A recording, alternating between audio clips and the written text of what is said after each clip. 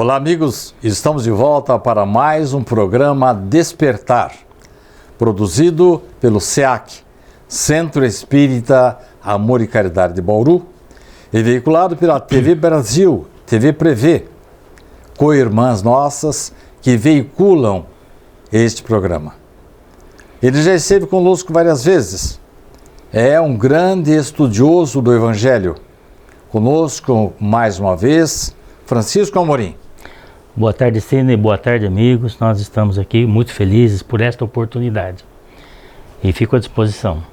Francisco, nós pretendemos tratar hoje de um assunto assim um pouco delicado, porque você sabe que nós temos telespectadores de várias religiões e nem todos assim familiarizados com o assunto que vamos tratar hoje. Eu queria fazer uma pergunta assim bastante simples para você para começar, para a gente aquecer o nosso diálogo. Francisco, é possível conversar com as pessoas que já morreram? É possível, sim. E o fundamento disso é que as pessoas não morrem, né? Todas as religiões espiritualistas sabem, entendem a questão da imortalidade da alma. Então a alma, que é onde estão todos os atributos do ser humano, inteligência, sentimentos, memória, discernimento, tudo está na alma. Isso continua intacto. Então, uma vez fora do corpo físico, que o corpo é pó e ao pó volta, está lá na previsão, és pó e ao pó voltarás, o corpo físico sim. Mas a alma permanece, né? Corpo astral, como diz Paulo lá nas suas cartas. Então, e continua vivo, continua com todos os seus atributos funcionando. Então é possível essa comunicação, tanto que Jesus estava no Monte Tabor, junto com Moisés e Elias, confabulando lá. Agora, as religiões têm as suas regras, as suas normas, que eu acho por bem, em muitos casos, devem ser observadas e respeitadas. Depende da conversa que vai ter com o espírito ou com aquele que a gente pensa que morreu. Morto não fala. Se está morto, não fala. A gente só fala com os vivos. Quer dizer que o que morre é o nosso corpo e a nossa alma continua viva. Exatamente. Por isso que nós temos um ponto de ligação com muitas religiões. Todos nós somos espiritualistas. Perfeito. Não necessariamente espíritas, mas espiritualistas. Perfeito. Isto é, nós acreditamos na existência de um ser maior, um Criador, e também na continuidade da vida além da morte, é isso? É exatamente isso, né? Como a alma continua com todos os seus atributos, ela continua vivendo normalmente, só que numa dimensão diferente, né? Na dimensão que a gente tem capacidade de mensuração, que é a dimensão física. Na dimensão em que o espírito fica, ele vai vivenciar situações de acordo com os seus registros mentais, os seus condicionamentos mentais e morais. Por isso alguns podem estar numa situação mais difícil ou melhor, depende do condicionamento em que ele está vivendo. E o intercâmbio com estas pessoas é muito possível, né? Moisés fez uma proibição oportuna na época que ele estava lá atravessando o deserto com o povo hebreu, em função da confusão que estava causando. Abusos. Hoje ainda muita gente acha que os espíritos são servidores nossos. Está à nossa disposição. À nossa disposição, como se fossem servos, escravos, e não é verdade isso. Nesse sentido, continua sendo proibido. Nós espíritas conversamos com pessoas que já desencarnaram, como a gente diz, não morreu, desencarnou, mas não para explorá-los, não para ficar pedindo favor. Isso é vedado. Nós nos instruímos com eles, né? Eventualmente, alguns estão desorientados com algum problema, como a gente pode ver na literatura, mas isso não significa exploração. Significa antes uma relação de fraternidade, de amor ao próximo. Francisco, há pessoas com sensibilidade para captar a presença, o pensamento e até o sentimento de pessoas que já morreram. Sim.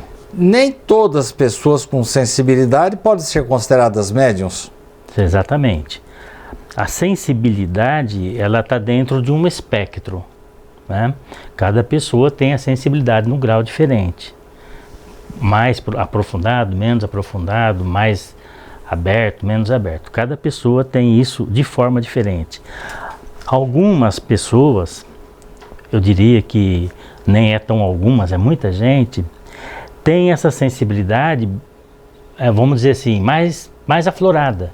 Então essas pessoas conseguem captar muitas informações. Vamos ver se eu entendi. Dos espíritos. Essas pessoas com certa sensibilidade captam a presença, o sentimento, eventualmente algum pensamento, mas dependendo do grau de sensibilidade, ela pode chegar a, vamos dizer assim, a servir de intermediário para uma comunicação. Exatamente, né?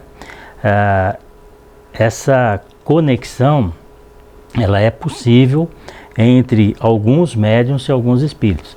A gente chama que entre eles existe uma sintonia. É como uma estação de rádio, de TV que sintoniza, tem um canal. Então, quando as pessoas estão vibrando mais ou menos, ou têm capacidade de vibrar mais ou menos numa mesma faixa, elas entram em contato uma com a outra. Agora, tem médium que vê, tem médium que ouve, tem médium que vê e ouve, tem médium que escreve, influenciado pelo pensamento. Tem médium que sente o cheiro, o olfato? Tem médium que sente o olfato, o cheiro, tem médium que vê os espíritos e não consegue confabular com eles. Então, as categorias dos médiuns têm muitas variedades, né? E uma gradação. É uma variedade muito grande. E alguns desses médiuns, né, conseguem incorporar em si o pensamento de um outro espírito. Gostei do que você falou, porque muita gente pensa que o espírito entra no corpo do médium. Né? Isso é uma ideia equivocada, não acontece isso. Nós vamos fazer um pequeno intervalo e no próximo bloco eu vou perguntar ao Francisco se é verdade que a mediunidade ela parte de um pressuposto físico, de um órgão que o indivíduo tem, que ele é mais apurado, mais desenvolvido ou não, para que ele seja considerado um médium. Não saia daí, porque no instantinho estaremos de volta para continuar falando sobre esse instigante assunto.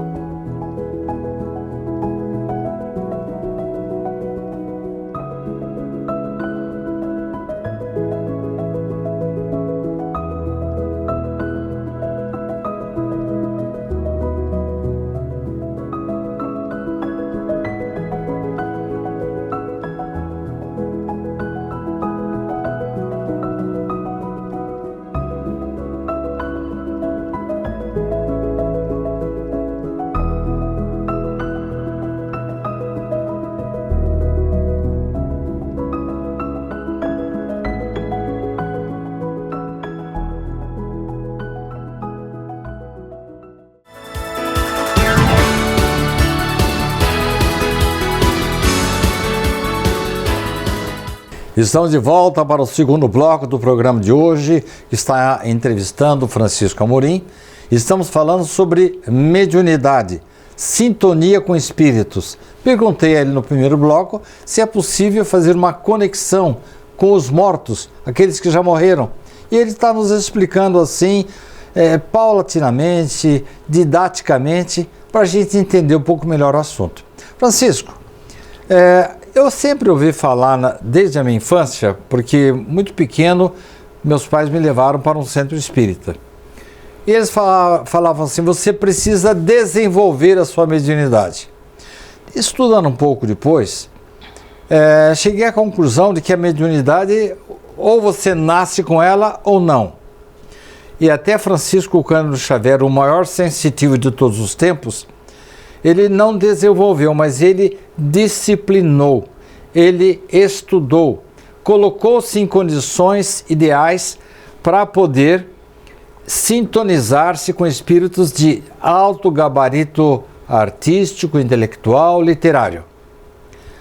Francisco, existe, vamos chamar assim, de um órgão físico da mediunidade?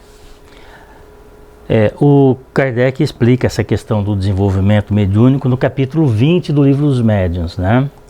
E ele fala que é uma predisposição orgânica e não dá detalhes. Na época, pelo conhecimento científico, ele não tinha mesmo como dar os detalhes. Os espíritos não adiantam informação que não possa ser comprovada aqui, pelo menos a curto prazo, ou que já tenha sido comprovada.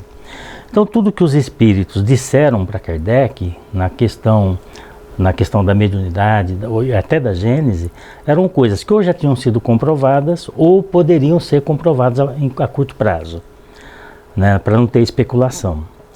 E no caso da mediunidade, ele fala que é uma predisposição orgânica. Os estudos subsequentes, né, mais aqui no século XX, concluíram que a glândula pineal tem um grande papel na questão da mediunidade. Glândula pineal, eu já ouvi falar, não sei se eu estou certo, corrija-me se eu estiver errado, seria um órgão que vem mais ou menos na altura dos olhos e atinge quase que a nuca, uma espécie de ervilhinha lá no fundo? Isso, a localização dela é exatamente isso, nessa posição, né? Essa glândula ficou muito tempo, a ciência não sabia muito bem qual era a função dela, mas agora, com o avanço da tecnologia, eles têm mais informação, estão se aprofundando e os estudos continuam. Mais recentemente, houve um grupo de estudiosos aí que fez, com base na genética, uma comparação, uma observação em relação a médiuns e seus familiares. Eu conheci esse estudo. E eles concluíram que geneticamente existe uma predisposição. Nós fizemos até uma entrevista aqui, um programa específico sobre isso, com o material que nos foi concedido pelo Carlos Eduardo Luz, uma entrevista mostrando esse estudo a que você se referiu. Exatamente. Então, é realmente orgânico, tem uma situação. A gente já entendia isso antes desse estudo pelo seguinte, né? O espírito, ele tem o corpo astral que nós chamamos de perispírito. A alma, o espírito, ele tem um corpo, que é um corpo material, diferente da matéria do corpo biológico, mas tem um corpo energético. Esse perispírito, ele se liga magneticamente ao núcleo das células, tá? Todas as células estão ligadas ali magneticamente. E quem controla essa ligação é o sistema nervoso. O relaxamento do sistema nervoso faz com que esse campo magnético ele se expanda, ele aumenta, ele se liberta.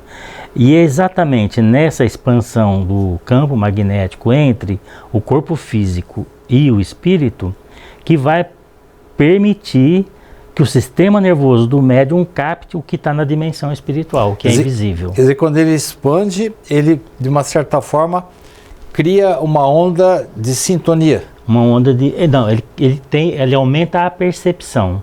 Ele capta o que está na dimensão espiritual, que a gente não vê naturalmente, e isso acaba sendo... acaba indo para o cérebro. O cérebro da pessoa capta isso. Energeticamente, tá? É real. Então, assim, se eu, sendo médium, e eu estou aqui em Virgília, eu não sou médium, só estou dando exemplo, eu não posso ver o que está no plano espiritual. Agora, se eu entrar em transe mediúnico, ou em uma sonolência, der um cochilo aqui, o perispírito se afasta. Eu me afasto um pouquinho do corpo, é isso? O espírito se afasta do corpo. 1 micra, mais ou menos, já é um campo magnético. E aí eu começo a perceber o que está na dimensão espiritual. Nessa condição de estar em vigília, ou quase em vigília, ou num transe, o cérebro grava o que está lá. Por isso é possível a comunicação. É por isso que às vezes, quando a gente começa a dormir assim, às vezes até vê alguns entes queridos nossos? Exatamente, é uma visão real. Nem sempre, quando a gente dorme, a gente também desdobra. Sai do corpo físico e aí sai mesmo. Só que aí fica a proximidade do campo magnético com o cérebro físico, e o cérebro físico entra em processo de repouso, então não vai lembrar. Normalmente você não lembra. Quer dizer que você tem o contato, mas não lembra. Não lembra. O que a gente lembra muito de sonhos? As dramatizações, né, que acontecem para descarregar a energia negativa do cérebro. Tempos atrás eu sonhei claramente que eu estava me encontrando com o Richard Simonetti. E ele fez o favor de usar aquela blusa indecente que ele usava, de Shantung, né? Ele tinha uma blusa, comprava uma nova igualzinha, a gente nunca sabia, era a mesma. E ele apareceu no sonho de óculos e com aquela blusinha. E para mim foi fácil reconhecê-lo. Exatamente. É um período ali que o espírito está se afastando do corpo, mas a ligação com o cérebro ainda é muito forte.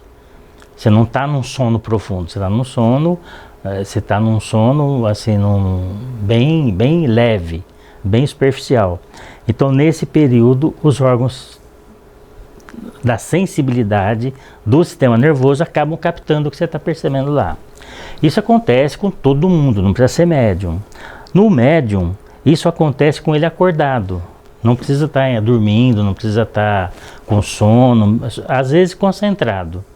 Mas existem alguns médiuns que naturalmente estão vendo tudo que está acontecendo. Eu já vi alguns casos do Chico Xavier que eram bem interessantes, né? Ele já estava no finalzinho da vida dele e ele já não sabia distinguir se a pessoa que ele estava vendo estava viva ou estava morta. Até parece anedota, né? Isso é normal para médiuns. Nessa fase que o corpo físico já está bem cansado, bem desenergizado, o cérebro, o sistema nervoso está muito relaxado e o espírito está mais fora do corpo do que dentro. Acontece com as crianças também. Já ouvi falar. Francisco, nós vamos ter que passar para um outro bloco. Estamos finalizando este segundo. Você viu que o tempo aqui voa, né?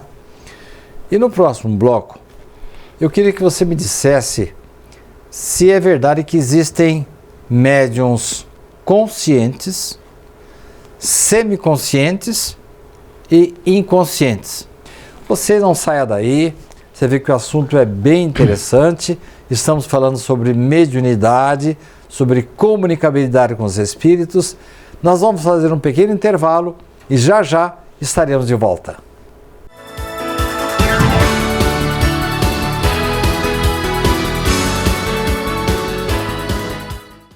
Você pode ajudar a manter os serviços filantrópicos do SEAC se cadastrando na campanha Nota Fiscal Paulista e indicando a nossa organização como beneficiária na doação automática. Com a sua contribuição, nós recebemos o valor calculado do ICMS sobre as compras efetuadas e você concorre a prêmios de até R$1 milhão e tudo com custo zero. Toda vez que você solicitar o CPF no ato da compra, a doação automática ocorrerá. Cadastre-se no programa Nota Fiscal Paulista pelo site ou, se preferir, baixe o aplicativo no seu celular. Faça o seu login e siga o passo a passo que o sistema oferece. Escolha a opção Entidades e, em seguida, Doação de cupom fiscal com CPF automático. Pesquise pelo nosso CNPJ, Centro Espírita Amor e Caridade, e selecione prazo indeterminado. Pronto, agora você já está ajudando a assistir diariamente 1.125 pessoas através de nossos projetos na periferia de Bauru, no albergue noturno e na própria sede do SEAC. Caso tenha alguma dúvida, entre em contato com a nossa equipe. O Centro Espírita Amor e Caridade de Bauru agradece.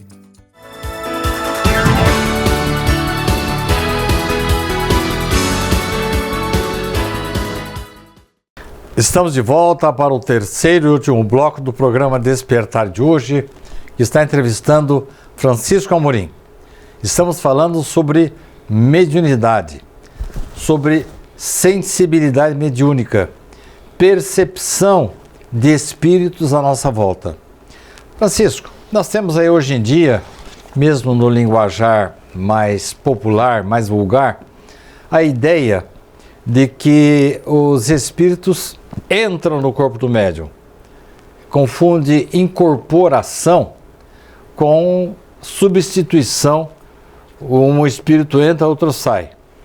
Aliás, nos programas, nos seriados, é muito comum que de repente o espírito ele se aposta do corpo do outro. Eu quero que você fale a esse respeito.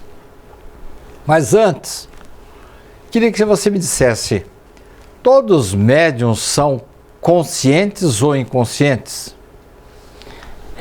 Isso é bastante diferente, né? Bastante marcante a diferença que existe. Os médiuns inconscientes, não é que eles são raros, né? Como você falou no final do outro bloco. É que normalmente eles não estão em centros espíritas que trabalham com o nosso modelo. Quer dizer que há médiuns também fora do espiritismo? Sim, né? A Umbanda, o Candomblé, eles trabalham com mediunidade do mesmo jeito. Não em outras igrejas? Não, que eu saiba não.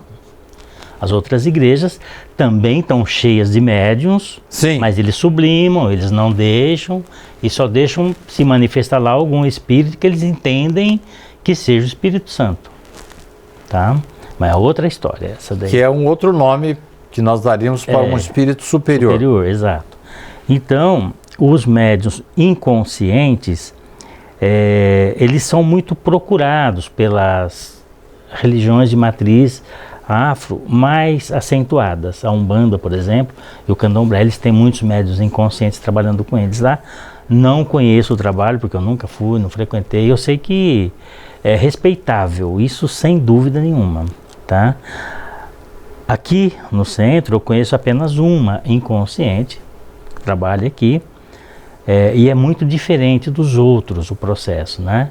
Porque o médium inconsciente, ele não lembra de absolutamente nada do que disse a reunião toda. É como se ele dormisse? Inteira. É como se ele dormisse? É como se ele estivesse dormindo, exatamente. Estivesse dormindo, só que ele continua falando.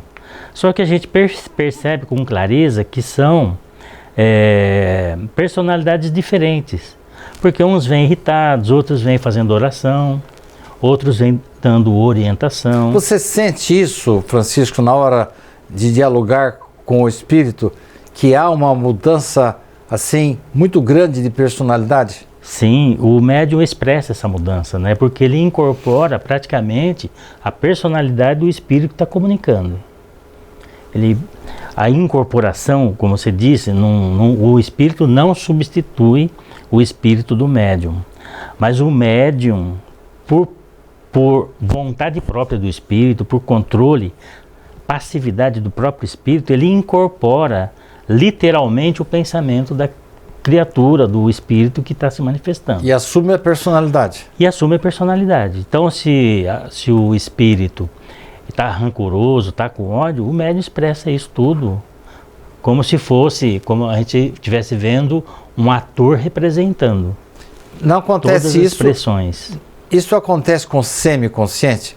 Com o semiconsciente também acontece. Eu nunca soube, Francisco, eu sei do médium consciente e do inconsciente. Como é que é o semiconsciente? O semiconsciente, ele não está nesse processo, ele vai lembrar ele não vai lembrar do que ele fez, não vai acontecer como aconteceu com o inconsciente. Ele vai tomando consciência do que ele está fazendo à medida que ele vai fazendo. No caso da psicografia, por exemplo, ele não sabe o que ele vai escrever, a próxima palavra que ele vai escrever. Ele só vai saber a próxima palavra quando ele acabar de escrever a palavra, ou quando ele já estiver escrevendo. Quer dizer que no final da comunicação... Ele tem noção do que ele fez, ele sabe o que ele fez, mas antes de começar cada palavra que ele estava escrevendo, ele não sabia qual era a palavra. Ela vem e ele vai anotando. Eu vi um caso como esse, com o médium Peixotinho, que ele estava discutindo com alguns entendidos em doutrina. Ele falou, o espírito está vindo aqui agora, ele vai confirmar aquilo que eu estou falando. E ele começou a escrever e ele ficou bravo porque ele estava escrevendo alguma coisa muito diferente do que ele pensava. Então, aí é uma forma de provar, né, de demonstrar que quem está falando, quem está transmitindo a mensagem não é o próprio médium, não é o espírito do próprio médium. No caso do inconsciente, o espírito fica totalmente passivo e permite que o comunicante assuma todo o controle dele, tudo. O semiconsciente? Ele fica no controle, tá? Ele não cede tudo, cede apenas parte do processo. Por exemplo, a parte que se relaciona com a escrita, desde do pensamento, captação, sistema nervoso, escrita, ele cede isso, tá? E deixa a pessoa escrever o que ela queira. Mas nesse caso, nem sempre deixa escrever o que ela queira. Se ela quiser escrever, por exemplo, em propriedade qualquer lá, um palavrão, o médium tem como segurar. Tem como segurar isso. Filtrar. No caso do inconsciente também, só que aí depende de comportamento dele no cotidiano dele. A disciplina dele. E o consciente? O consciente, esse é o que mais sofre, né? Por quê? Ele está dando a comunicação, mas para ele, aquilo é tudo dele. É como se fosse tudo dele. Por quê? Ele não está... a passividade dele não é muito acentuada. Ela é muito leve. Ele capta a ideia do outro espírito, ele pode escrever, ele pode falar. É usado muito na psicofonia, né? O médium falando pelo espírito. Mas é muito automático. E às vezes é muito parecido, para o médium, é muito parecido o que ele está falando com o que ele pensa. Entendo. Mas isso tem uma explicação, né? Precisa de ter uma certa sintonia entre o médium e o espírito. Entendo. Eles estão na mesma sintonia. Francisco, nós estamos chegando ao final do programa e quando você falou em médium consciente, eu até me coloquei no lugar deles, porque às vezes alguns artigos meus até eu estranho na hora de eu vou ler, falei, mas fui eu que escrevi isso aqui? É isso. Francisco, eu queria que você voltasse ao programa, porque nós temos muita coisa para conversar ainda. Ok, sem dúvida, estou à disposição. Muito obrigado pela sua companhia. Na próxima semana teremos um novo despertar aí na sua casa com assuntos do seu interesse.